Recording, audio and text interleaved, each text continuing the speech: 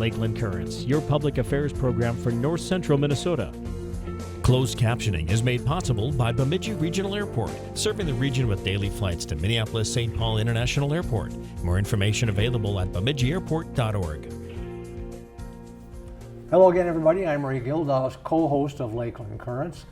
A lot of cities the size of Brainerd and Bemidji have economic development folks, organizations that spend time on trying to get new businesses and industries in the area. And BLAEDC is one of those organizations in the Brainerd area. And Tyler Glynn is the executive director of BLAEDC.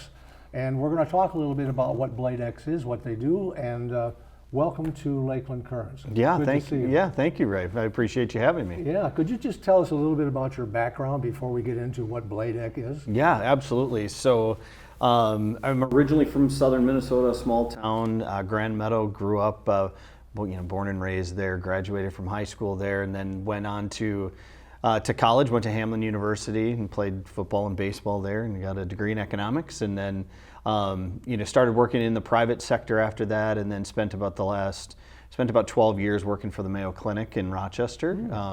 As a southern Minnesota kid, that a lot of jobs obviously at that organization for people. Enjoyed my time there, but it was I was traveling quite a bit, and so it was something my wife and I sat down and said, we're looking for really quality of life, and my wife's family's been up in this area for a very long time, and I always said when we'd come north, it felt right. It felt better. My blood pressure would drop as you'd hit the trees, right? Mm-hmm. Or the lakes. Yeah. And so it felt right. And so we moved up here permanently in 2015, and I began working with Sheila Haverkamp, who was the former executive director of BLAEDC. She'd been the only executive director since the organization formed in 1987. So I started working with her on a project, and one of the things I'll talk about later as we get through some of the things that we do. But and then in 2020, Sheila decided to retire, and at that time, then I threw my hat into the ring to become the next executive director, the second executive director of BLAEDC. And fortunately, our board decided that was the direction to go, and so. Yeah, I've been leading the organization since January of 2020. I've got a wife who is a dental hygienist here in town, and 3 girls. One of them lives in Rochester, and the other 2, I have a senior at Brainerd High School and a freshman at Brainerd High School. So nice. We're busy parents right now, running around to sporting events and all the other stuff that goes with having high school kids. I didn't realize that Sheila had been the director that long, because I had her on the program a couple times. Yeah, that goes back quite a little ways. Yeah, it really does. And she was, obviously the things that she was involved in and being able to watch and help this community and this region actually grow the way it has since 1987 has been incredible. It really has. And as an organization, where BLAEDC comes from, we're the Brainerd Lakes Area Economic Development Corporation, and we have boundary limits by Crow Wing County. So we really only work in provide services to the communities and to the county itself inside of Crow Wing County. Are those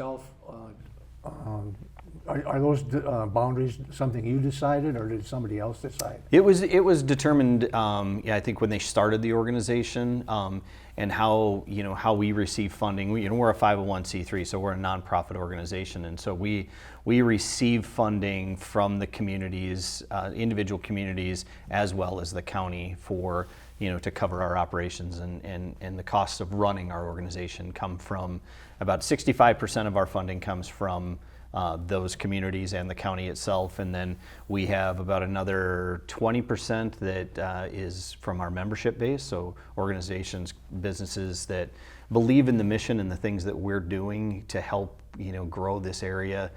They support us financially, and then we have now we'll bring in a third program, so we have some programming that we bring on that brings in some additional revenue to help us cover the cost of running an organization of our size. And I know you have a governing board, and how do members get on that board? And what is the board member responsible for? Yeah, so great question. I have a 9-person board, and we have our board members we try and look at first and foremost, those organizations that support us and to help us achieve our mission and do the work that we do. And we look at the leaders of these organizations to join us and to help us guide and move what we do forward.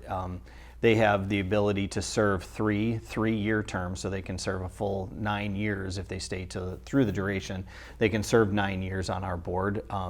Again, nine board members is the max, and we always have 9 board members. And I just get tremendous support from the board of directors. We have representation from all of the sectors, it feels like, and we try to do that, and we try to be representative of this county and make sure that we have representation on our board, not only from the businesses that support us, but from the areas, to make sure that we're on the north end of the county with Cross Lake, and we go to the east into the kind of range area, and and certainly support from those folks in Brainerd and Baxter.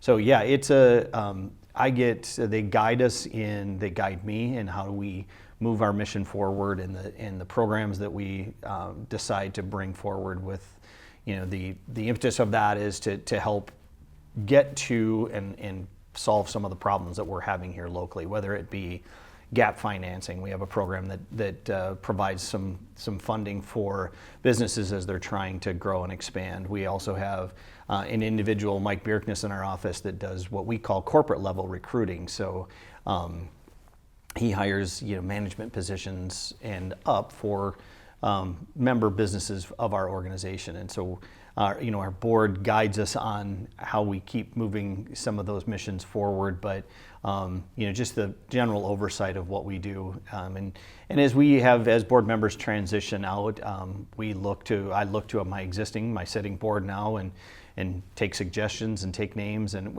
I also get requests from other businesses that are looking maybe to have their staff join a board and join a professional board, and they reach out, and we just try to be very conscientious of the industries that we're supporting, that are supporting us, and that are sitting on our board, and also geographically where they're coming from. So that's really an important factor in what we decide when board members decide to come on and take the opportunity to help us serve. What is the size of your staff? So I have counting myself, there are 4 staff members. Mike Bierkness, who is our workforce director, so he manages his program, the BLAEDC recruitment program. So Mike manages and runs that. I have Allison Medic, who is my special initiatives director. Allison does a lot of what I do, but she also gets really involved in some of the other programming things that we do, and involved in what our next program will be as we roll that out. She's intricately involved in that. And then Haley Majerus, and Haley handles most of our marketing.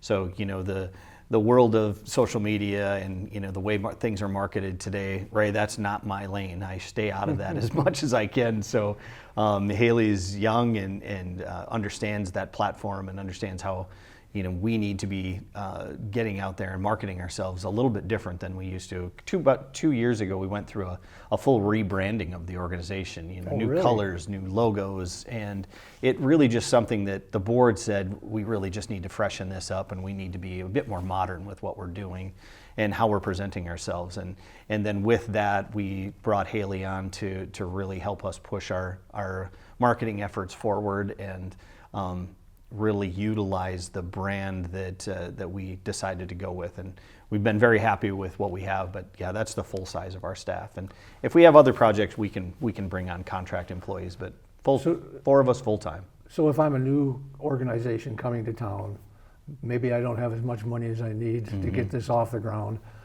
who would I contact in your organization to start working with? Yeah, that would either be myself or Allison. Mostly with new business startups, as they're looking at our communities and what they can, if they're looking for property, or if they're looking for financing or things like this, they would come to me, and I would start to guide them through that process. And I obviously should mention and will mention, all of our services are at no cost to the individual. So if you're coming in and you want to start a new business and you sit down with me, I'm going to do my job to put the pieces together for you, and hopefully be able to answer as many questions as we can, and then also guide you to a lot of the services that are available here locally.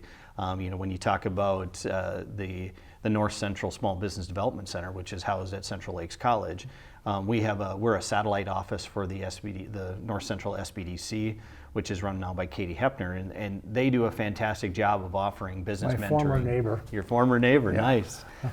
And they offer free consulting and have wonderful consultants throughout this region to help with everything from business planning to financial planning to really sitting down and discussing with someone, is your idea really a good one, or is there something out there that matches this, and really trying to help them understand the market and really what it's going to take to get your business off the ground. So yeah, we do a lot of that.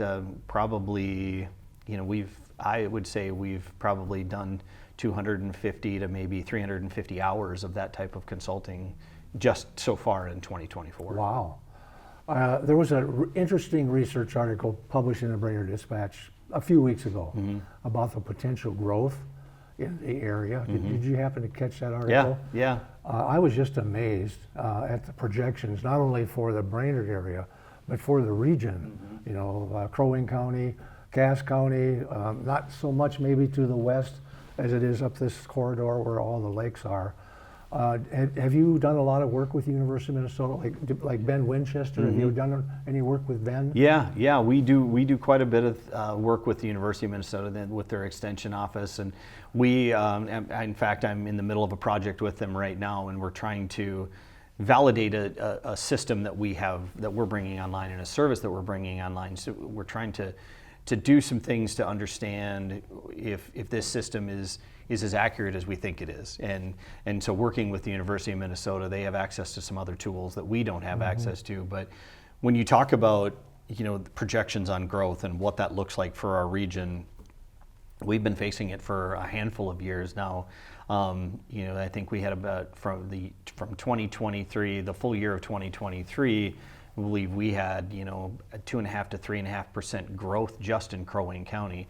Cass County saw similar growth to that, but obviously based on populations of the two counties, our growth people-wise was larger than what Cass's was. But when we look at the proximity of where we sit today and how easy it is to get to the metropolitan areas and the larger areas that we have that surround us, 2 hours to Duluth, 2 hours to Fargo, Minneapolis, same type of thing, or the Twin Cities.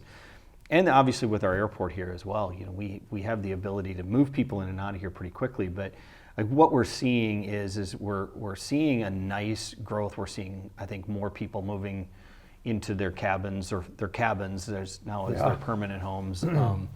Some of the things, folks probably just trying to get out of the daily grind of working in a larger city. But the other thing is that we have some of the best internet and fiber there is in the state right here locally, and the ability for people to continue to do their jobs and work from home is a much, much easier thing to do today than maybe it was 5, 6, 7 years ago.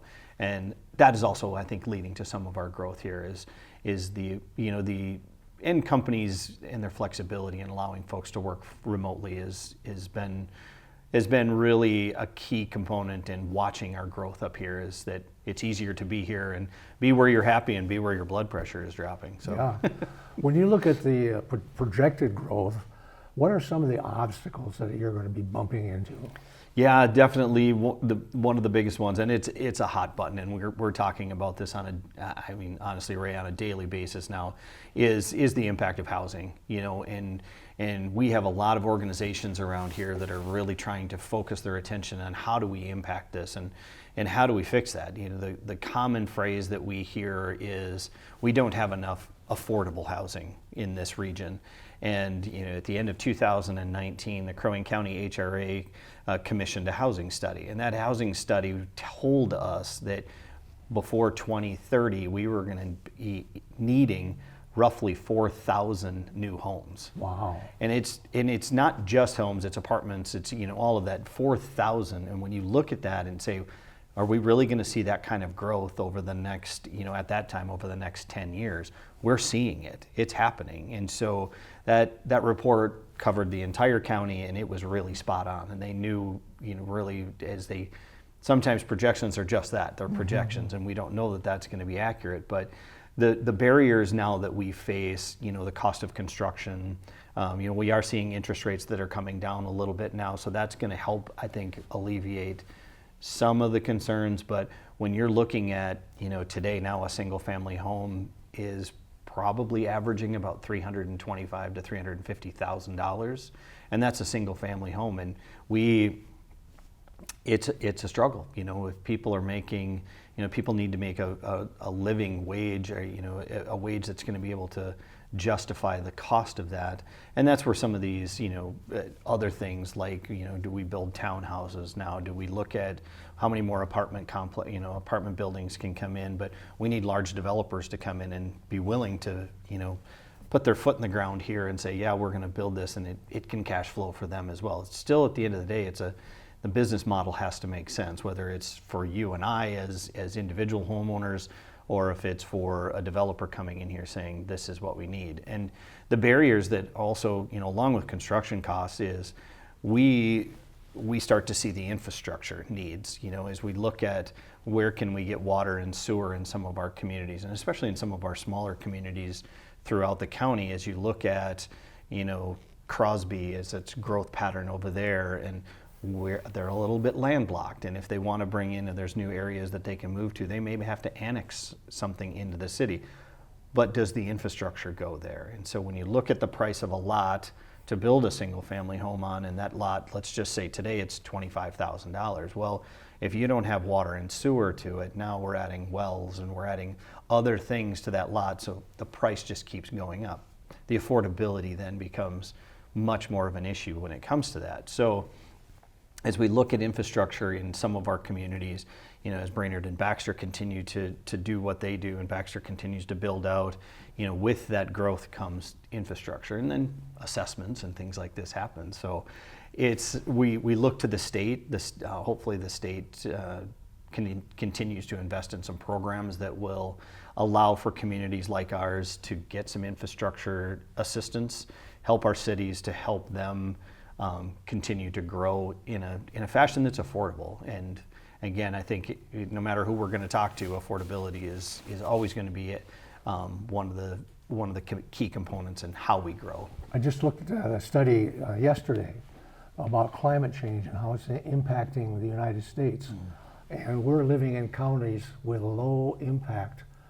It's not like Florida or the Atlanta or those areas where they're having huge impact from weather, and it's getting bigger. And one of the scientists said the hurricanes are getting bigger and they're getting slower, and they're going to eventually work their way to Wisconsin. If you can believe that. I thought that was pretty staggering statement to make. Yeah, it is. But the ones that hit North Carolina weren't even projected to go into the areas that they did. So you can imagine what that's doing to housing now in those areas when their housing is getting wiped out, absolutely wiped out. Right. And I've always thought, well, Brainerd's a little more landlocked than Baxter. Baxter has a fair amount of property. Is that still true, pretty much? It is, and there where you look at Baxter and saying where they can grow, and they can grow south. There's a lot of, and if you follow some of the things that they talk about at the city level, and talking about how they're zoning, calling that 371 corridor, the gateway to the Lakes Area, they can grow that direction, and I think they have a bit more ability to do that. Brainerd itself, as you start to spread out, there's land available as you get out towards the airport, as you go east on 210. There's some land that was just sold by the Mills family that is on old 371 as you're going out of town. There's some opportunities out there, and they have infrastructure out there. There's infrastructure certainly there. So there's some potential to grow out in that region, as far as the city of Brainerd is concerned. And Baxter, yeah, they have opportunities to continue to grow. And again, it's all of this comes with a cost, because you still have to continue to build that out. And once you build that out, then it's okay. Now we need to find developers. We need to find builders, folks that are willing to, again, put a shovel in the ground and hopefully impact what we think is going to continue to be a problem. Is we talk about this as growth in this area is wonderful, and we want more businesses to come here, and we want more individuals and families to come and experience what we're experiencing on a daily basis now. But the hard part is that if a new business is coming here, bringing in, attracting new employees, and where are these employees going to live? So we have to continue to support the businesses as they come and grow in our area, and hopefully help them get the employees that they need. But then the other side of that is we need to make sure that there's affordable housing opportunities for them. And then the other thing is childcare, and we could probably spend the entire conversation, you and I, talking about childcare and the impact that has on our communities as well. Do you work with like organizations in Bemidji, Little Falls, similar to BLAEDC? Yeah. Do you do Yes. cooperative planning together? Yeah, we have quarterly meetings with our regional economic development professionals through Region 5. So throughout Region 5, we bring in the folks from Staples, we bring in the folks from Little Falls, our group here, Cass County's Economic Development Director, Mike Paulus. So we all meet on a quarterly basis and talk about the things that are going on in our regions, and and can we help each other. I've run a couple of programs in conjunction with Karen Mortensen down in Morrison County, and bringing our lenders together, and then bringing in some of our other lenders that do non-traditional lending, like the Initiative Foundation, Region 5, groups like that. So we do partner with each other on a pretty regular basis, and then I'm also involved in a statewide organization through the Minnesota Association of Minnesota Counties. And that group was really instrumental in how we moved a lot of things forward during COVID and post-COVID. So, our county was extremely aggressive with the use of their funds as they received their federal dollars in helping our businesses with economic assistance grants. And then as some of the additional money they received as we got into, so Crow Wing County they got out in the forefront of how they were going to utilize their funding that they were receiving.